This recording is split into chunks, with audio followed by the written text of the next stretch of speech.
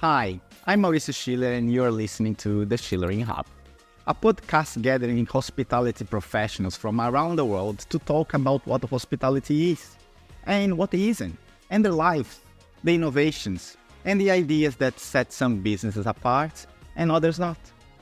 We also talk about the future, the trends, and recently we embarked on a journey to search for happiness in hospitality. What makes hospitality a happy place? What are the hurdles that block happiness from happening? And what can we do to overcome them? I invite you to be part of this journey. We make this for you, so I hope you enjoy it.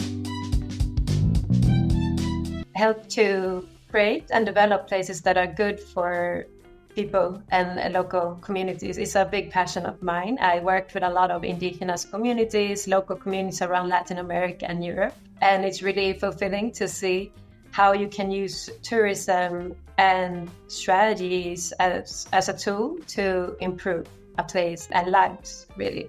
And that's how I look at travel as well. That is very powerful. Have you ever considered becoming a location independent and traveling around the world helping communities to shine?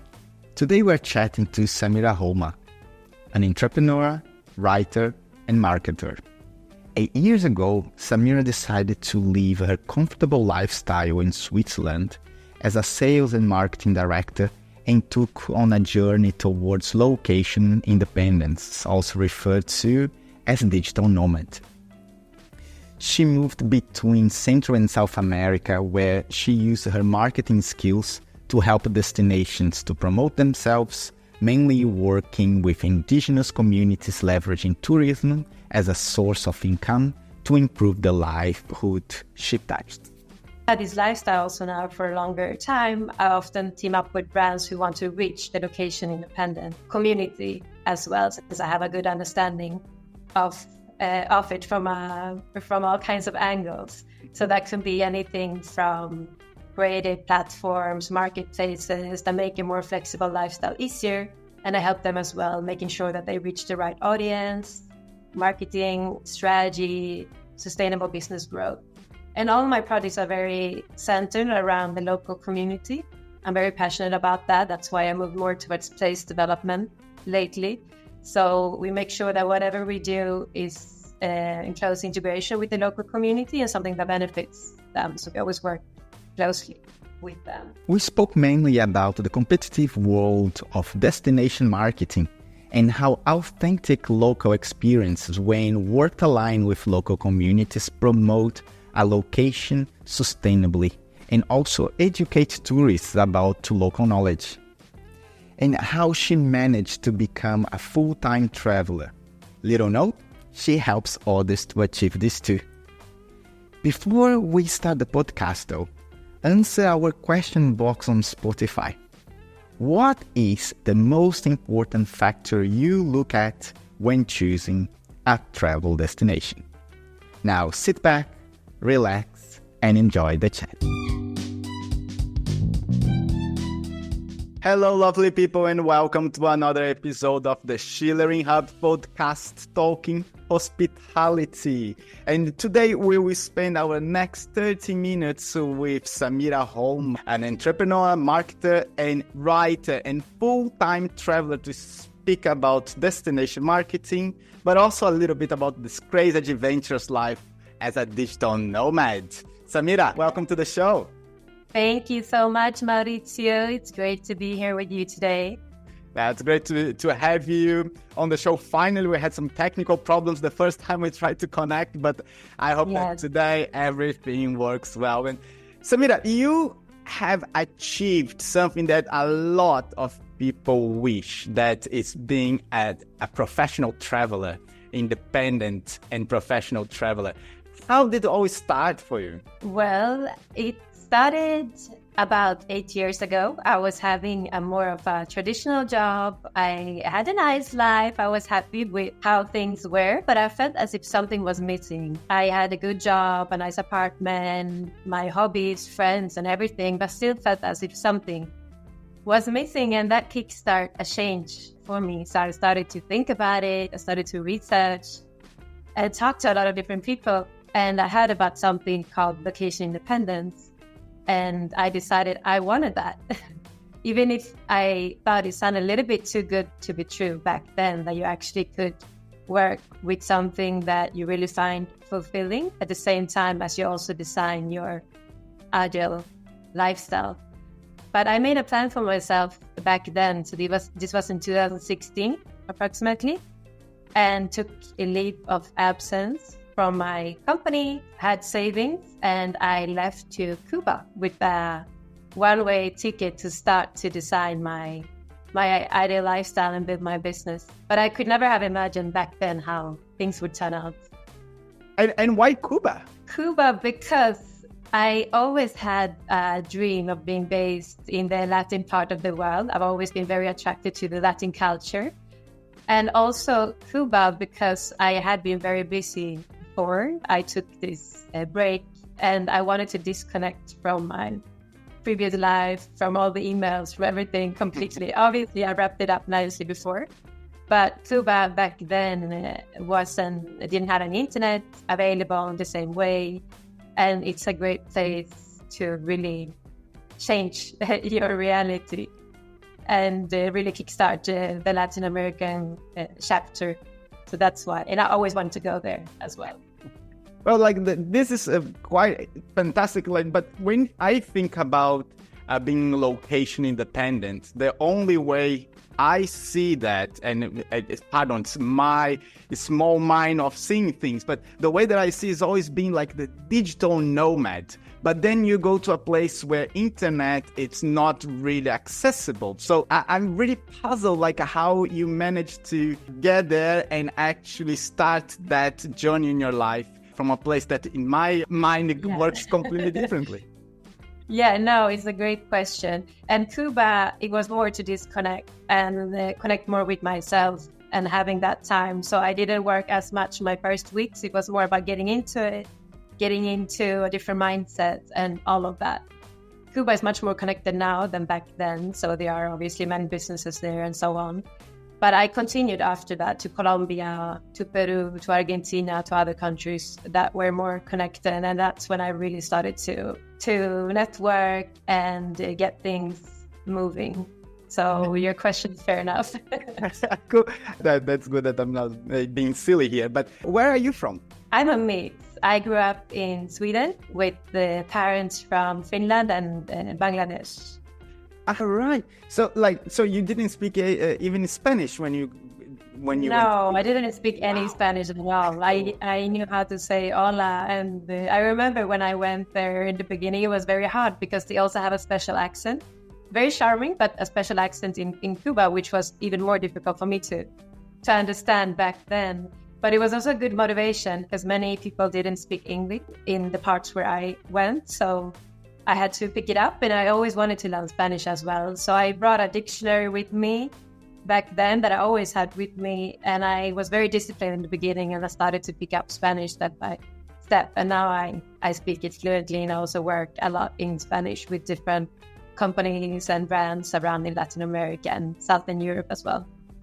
Wow, that's fantastic. You have a lot of courage. And any challenges that you faced when you got into this world? Of course, first you went to disconnect yourself, probably to get to know what you are doing in the whole this world. We all probably went through these phases in our life. And then you decided, well, I will do this for me. Like, what were the first challenges and what was the first wow moment that came to your life? Wow, it's a good question. So I had thought about it a lot before. It took me almost a year from that the first thought came into my mind that I actually took real action and left, because I did a lot of planning and so on from before. But yeah, there were a lot of challenges. It was a new culture. Even if I felt very home in the culture, it was still a lot to get used to, people behaving and thinking and reasoning very differently from what I'd been used to from before.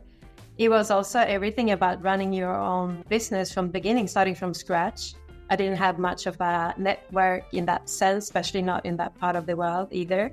So establishing yourself, positioning yourself.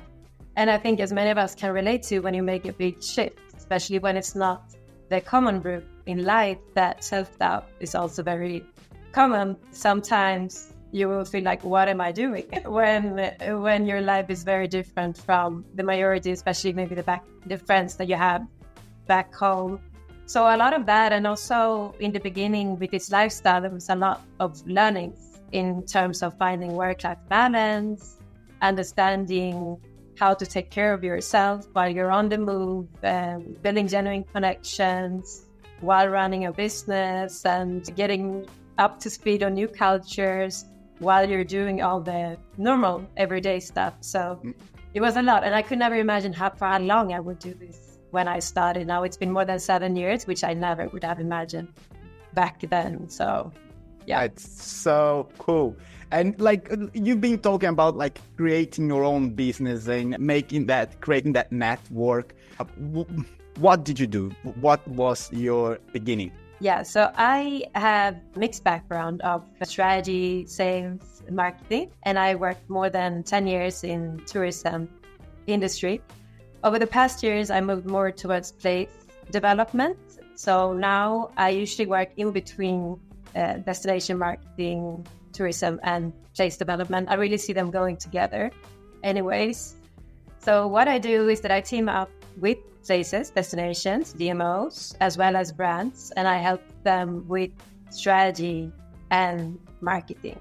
And this can be anything from on-site, looking at how we can improve a place for locals, like how can we strengthen the cultural offer, or it could be more attracting a certain type of people or investments, people to move to a certain place, or promoting events. So it could be anything from bigger areas to more niche down. And since I've had this lifestyle also now for a longer time, I often team up with brands who want to reach the location independent community as well, because I have a good understanding of it from all kinds of angles. So that could be anything from creative platforms, marketplaces that make a more flexible lifestyle easier.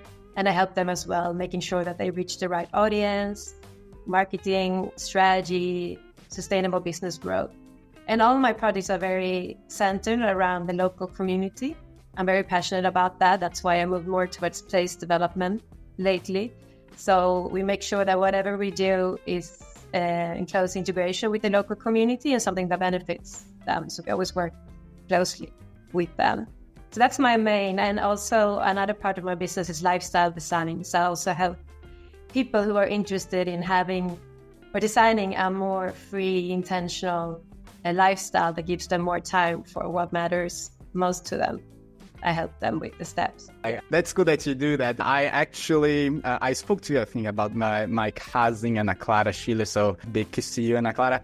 And she's now trying to get in that nomad life that can be traveling around. She also has a background in marketing. And I told her to go and get in touch with you. I hope that she did. If she didn't do it yet, I will hit up again, because I think that she has a lot to learn from you. And we'd love to talk with her. Yeah, you mentioned, because she's also, where is she based now? I think you mentioned she was in Peru before or something. Yeah, she was in Peru, but now she's traveling down all the way to Ushuaia, Terra del Fuego in Argentina. And then I think that she will go back to Uruguay and Brazil to show Brazil to her boyfriend. Yeah, but she wants to be traveling around, so it's cool. But I love that you have that. I'll be happy to talk with her. It's one of my biggest passions to inspire people to go more after what they want. So that's something I wanted to ask you, actually. That I had to what is your favorite part of your job? Because you do quite a lot, as I see. So what's your favorite part of the job? So I would say I have the two different favorite parts, and one of them is to really drive the future of places and help to create and develop places that are good for people and local communities. It's a big passion of mine. I worked with a lot of indigenous communities, local communities around Latin America and Europe, and it's really fulfilling to see how you can use tourism and strategies as a tool to improve a place and lives, really. And that's how I look at travel as well. That is a very powerful tool for that. And the second is inspiring people to live a life that makes them excited. And that doesn't need to be about traveling necessarily. I see location independence and all of that as lifestyle design. So it's more about figuring out what's important to you and setting your life in a way that gives you more time for that. So that's what I love. That's cool. That's cool. And now you mentioned about the local communities and indigenous communities as well. Like, how did you help them and actually can measure the success of helping them out? Yeah, it's a good question. So I worked on many different projects. So how we help depends what they need at the moment. But to give you some recent examples, last year I was in Ecuador and I worked with many different communities, and also in the surroundings of Colombia and Brazil. Bolivia, I teamed up with many. And what we have focused on more recently is to look at how we can use tourism as a tool to empower local communities. So I have, for example, teamed up with communities where we looked at how we can introduce experiences managed by the communities themselves, but that can generate independent income streams. And what we've done then is to develop different types of experiences in collaboration with them that are really representative of the culture, where they invite people to come and spend time with them, experience a part of their lifestyle. It's not something made only for tourists. It's more really about introducing you to their world, which is beautiful because it's very authentic and all managed by them. So they decide about what group sizes make sense, what kind of experiences are most authentic, and so on. But they were not so skilled in how to position this and how to even get the word out there. So I've helped them with that for them to realize also everything that they already have that would be appreciated by many, and finding sustainable levels and see how one can scale that in a way that makes sense. So that is one example. I also work with many local communities in smaller towns where we have looked at how we can tap into people already coming to bigger cities nearby to distribute tourism more. And recently I was in Bolivia where I teamed up with different organizations outside of Santa Cruz, which was more about, wasn't directly connected to tourism actually, but we helped with the projects to educate kids about the environment, nature, to make them feel more accountable and connected to the nature, to encourage like a mindset shift as they grow up. And we're talking about introducing experiences there as well, but those are just a few examples. And I work with many to promote culture as well, and introducing different channels for them and so on. So it depends on it. That's fantastic. So let me see if I understood well. Like in this last project, you were taking kids from the city nearby, from Santa Fe, to the communities to learn how the communities live there. Did I understand that well? So the one for the kids, there are kids from both from the city and from smaller places outside of the city and the surroundings. So we have different activities where we take them out in nature. So it becomes very hands-on and they get to do different activities, sometimes with communities, sometimes just in nature. But they are actually in the natural ambience talking about like, why does rain matter and all of these kind of things that can seem very vague. So they feel a better connection to the nature, a lot of games and stuff as well to make them feel more connected. Because these days it's a big issue that many of us are very disconnected from nature and from the basics. Yeah. And there's a lot of power in reconnecting, both for kids and for all of us, to connect more with ourselves and each other as well. So I love that. I love that. And you said something before, and I want to try to understand, like, if you can actually give an example how, because I understand, like, these communities, they've been doing their own life. They have their own way of doing things. And for them, it's just life. It's just how life is. So you can come there and actually look at them and say, like, look, the world doesn't do things this way, so you have a lot to teach, a lot to share. Can you share one example of like an activity that was created that you help a community to create for us to visualize here how you work? Yeah, of course. So first of all, it's more about not changing how they do things, but spending time with them to understand how they do things and see how we can learn from them. So they are doing so much that is really inspiring. Many of them are very connected to nature. They're very grateful, very present. And I don't want to generalize because, of course, there are many different ones. But one example is that we have developed homestays and experiences. In some cases, the communities already have started something on their own. They already have seen the need and the opportunity, but they don't know how to scale it or how to optimize what they are doing, make sure that it's sustainable for them.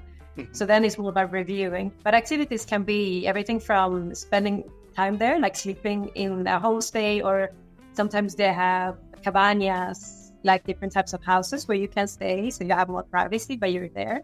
And then it can be nature walks. There's a lot of wildlife. We have taken boat trips, and they know so much, everything. So it's more about them teaching you. Also gastronomy. We have been out in Ecuador, for example. They have chocolate, cacao growing in there. We've been out and collecting that together. And it's more them teaching me, to be honest, about their way of life. And then we see how that can be valuable for visitors. So experiences could be anything from wellness, disconnecting. We also talked a lot about their history, like how is it to grow up in a jungle, and just listening to their stories is very fascinating. So we had a fire one evening and they were just sharing their stories, some of their dances and stuff like that. So it's a mix of culture, food, and nature experiences, a little bit depending on what you're looking for. Some also have spiritual ceremonies where you can really connect with yourself, get rid of bad energy and stuff like that. So it depends on how deep you want to go, what you're ready for. Yeah. That's fantastic. I love that style of the indigenous people in South America. There was a case last year was a tragic case actually of a little airplane that fell, and there was a family traveling the airplane. So it was 4 kids and the mother, and there was one of and all the adults died in the crash and the kids survived, and the oldest kid was a 9-year-old, I think, or a 10-year-old. Yes, I had. And they survived for, I don't know, 20 something days. Yeah, for a month almost. It was, and they knew how to do. Yeah, they knew what to do. They knew what to avoid, where to sleep, how to do and it's just fantastic of that knowledge of being connected with your environment. Like a 9-year-old in the city probably won't survive a few hours in the city with all the structure we have. And they are so connected from the early day on. It's such a beautiful... It's really amazing. I remember that. It was really touching, the story, but because I think it was the older sibling that took care of their little one as well, and that's why they survived. And the oldest was only 9 or something like this. Yeah, I think that the oldest one was 9 or 11. Was that was the oldest one taking care of the younger. Was amazing. And this knowledge and being able to explore this knowledge and give back, because basically what you're doing is helping them to get us that are not so literal in this part of life and giving back as we're trying to understand and how big and how important nature is. And that's beautiful. And just connecting with each other. There is so much power in that, just talking with someone who live a very different life. I think travel is a lot about that, opening your mind to all the different ways. And there is something about that simple connection when it's really authentic that leaves a mark on you. And that's also how travel can become more transformative. And the experience is amazing, right? What you're doing is a fantastic job. There is sustainability, there's the community part of everything. However, marketing these destinations it's must be quite complicated, because destination marketing is probably one of the most difficult things to do because it's so competitive. It's so hard to actually attract the attention of the traveler and get the right people to go and actually have the experience without damaging the environment, without making fun of who is there, and being respectful. So you need to not only market the destination, the experience, but also find the right people that will bind everything. How do you do that? Yeah, you're so right. It's complex. And what you're mentioning, it's such an important point as well. Marketing is one thing, but you have to make sure that you take care of the destination, the community as well. So that's where we started, where I recommend that places start as well. Before you even market your destination, of course, it depends where the destination is at, if you're already very popular, established or not. But to look at and make an audit is usually where we start. So we look at what do you have in place already? Do you already have a lot of tourism coming over? What are the opportunities? What are the challenges? And we look at the local community and the people living in the place, looking at what they need, and also what kind of levels would be sustainable for this place. Because what usually happens, and why we see so many challenges around the world today with mass tourism, locals protesting, complaining that they don't feel included in their own home, it's usually because we have separated marketing from management. So there needs to be a plan for destination management as well. And I would love to see them. They should really sit in the same room talking to each other. In the past, it's been very disconnected. You've had someone responsible for marketing, only marketing, and their performance is measured based on visitor numbers. And you have other people working on, making sure that prices don't go up too much. But in reality, everything is connected. So that's the approach I go into when I work on projects, that we have to look at the holistic picture, not only like tourism and the place. They go together. So that's first. And then it's understanding what you already have. So many destinations think they have to come up with a lot of new things just to reach people, and they hear about all these cool trends. So they think they have to reinvent everything. But in reality, it's more about understanding what you already have. And you already have a charming community out there, and you already have amazing places where locals love to go, and nature, whatever it is that makes your place special. So that's where you need to start to understand, what do we have? Why do people love living here? What makes this place really special? And then positioning that and attract people who would appreciate that. Because a common challenge is that many destinations, they want to reach out too wide, or they don't know who would appreciate what they have.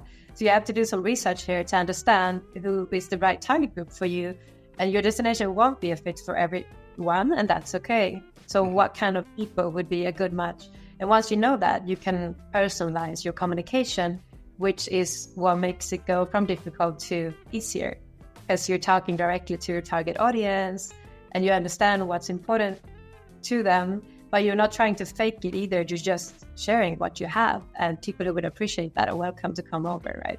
But yeah, I'm not going to say that it's just easy. It's complex as well. You have to have a lot of follow-up in place. You have to, sometimes if a destination very popular, you have to look into regulations and making sure that numbers don't increase too fast. You have to work very closely with the local community. They should be involved in decision-making and also in promotion, so that they feel included. That's very important. And yeah, it's a big topic, so we could go even more into detail, but in short, that's it. Because understanding what you have, positioning it, and working very closely with the local community and testing your way forward. That's good. Where are you now, and what project are you working on? Right now in Colombia. I just got back to Colombia. It's one of my favorite places where I've been many times. I'm working on a few different projects from here. So I'm going to do some local community projects in the surroundings of Medellin. Mm-hmm. I'm also working on projects in Bolivia while I'm here, because I was in Bolivia for a few months just before. So there I'm helping in a place called Toro Toro, which is a very beautiful natural area with over 50 communities, local indigenous communities. Wow. Living in the surroundings. It's amazing. And what they have today is that it's known more for nature, and the nature is amazing, but they haven't focused on culture, tourism, and experiences like disconnecting from technology, detox, and all of that. So they're interested in introducing more of those kind of offers. So I'm going to help them to diversify what they have in place so that they can attract different kinds of people and work more with the locals in the place. So that's some. And I'm also helping some brands in Europe and the States with strategies. So that's more marketplaces and online brands. I'm helping them with strategy and marketing, and I'm doing some coaching as well. I'm preparing for some courses that I'm going to hold later on in sustainable hospitality. You are? Cool. Well, we have to talk about this then. Also. Yeah, I have courses in sustainable hospitality, as well as in marketing for universities and for businesses too. Super cool. We have something to talk about after we record this. But I want to also get a little bit about the future, right? Because you are working on these amazing projects that is right here, happening right now. And it's very important because we're talking about sustainability. We're talking about empowering local communities, and we are talking about teaching us the ones that don't live there, on how to respect and how to live and how to learn the amazing things that nature has to offer that we oversee. But when we come to the future, trying to foresee where we go in the next 10 years, how are we going when it comes to destination? What do you see coming? What do you see travelers looking for? Yeah, I think the future is very exciting, first of all. So I look forward to what's coming, because we have a lot of changes going on in the industry. So some of the bigger shifts right now is that we can see that people are looking for more meaningful experiences. So the intention, the reason for why they are traveling is starting to change. In the past, it's been a lot about escaping, or it's been a lot about checking out places, and we still have a lot of people with that mindset, but we can see a clear change that is happening where people are looking for other types of experiences where they're able to connect more with the local community, with culture, open up their mind to different ways of living, being, thinking. So travel will be much more connected to personal development. And we will see more, we will start to approach it as a powerful tool to really improve places and also people in a way, like how we open up minds and connecting us more. We will see more focus on sustainability. Obviously, it's a little bit of a buzzword now, but what I mean when I say that is that we will be more conscious about how we design experiences. Will be much more collaborations between places, as well as within, like in a place between different businesses and so on. We will see more bigger organizations hopefully understanding the benefit of teaming up with smaller players who are very creative, very passionate about what they do, but often lack budgets. So more collaborations. And of course, everything happening with tech is exciting as well. The quick development with AI, VR, that would also open many doors where businesses can personalize their communication, as well as inspire in a very unique and personalized way on scale, right? So AI will make that possible to give more customized recommendations. It can help us to inspire people to go outside of the common places. I imagine travel recommendations going a little bit the way Spotify is doing their music recommendations. So Spotify has a very advanced recommendation engine where they can identify micro patterns in someone's taste that you are not even aware of based on what you listen to. And that's how they put together your recommendations. And I see a lot of potential for that in travel as well, where tech can help us get to know ourselves better and inspire us to explore places we maybe wouldn't have thought about. So those are some of the shifts that I see. And when it comes to staff, I see a lot of more focus on staff well-being and development as well, like showing that this is a long-term career and that they're connecting more like guest satisfaction with staff well-being because they go together. Yeah. So more focus on education and development for the staff as well. Yeah, that's a very positive overlook. I hope that you're right. Yeah, it's a very positive. So there are a lot of challenges as well. I'm not gonna, of course, everything happening with that we have to take into consideration. There are a lot of places struggling with over-tourism today. There are a lot of still so many people traveling more focused on checking things off. There is a lot of focus on mass tourism in the majority of the places. So this is where the industry, where I would love to see it to go, but it's a lot of work that needs to happen first, and it won't be easy. A lot of mindset shifts, a lot of challenges also when it comes to how the climate is changing. Obviously, some places are struggling more than they ever have done because of that, and that would affect a lot too and force us to reconsider how we set up experiences and where we go as well when we travel. So a lot of challenges too.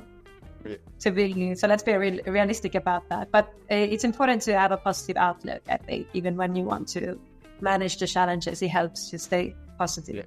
100%. We keep positive though, so we can fight the negativity, right? Exactly. That's what gives us energy. What do you think? I'm curious about your outlook as well about the future of travel, tourism.